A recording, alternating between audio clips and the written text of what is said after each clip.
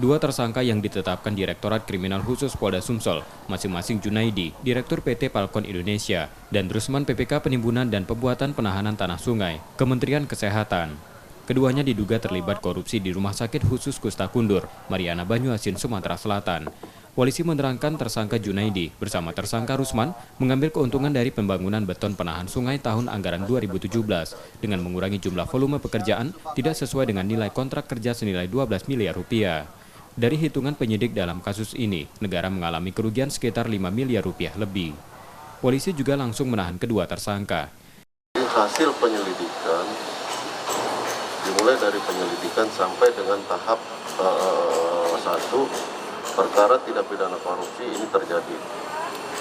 Ya, khususnya pada saat pembangunan turap dan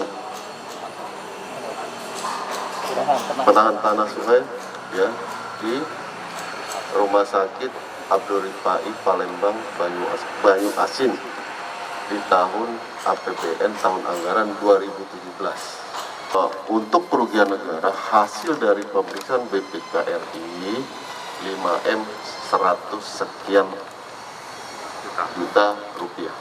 Dalam kasus ini keduanya terancam hukuman seumur hidup. Polisi juga masih mendalami dugaan korupsi ini. Muklas Diferensial, Kompas TV, Palembang, Sumatera Selatan.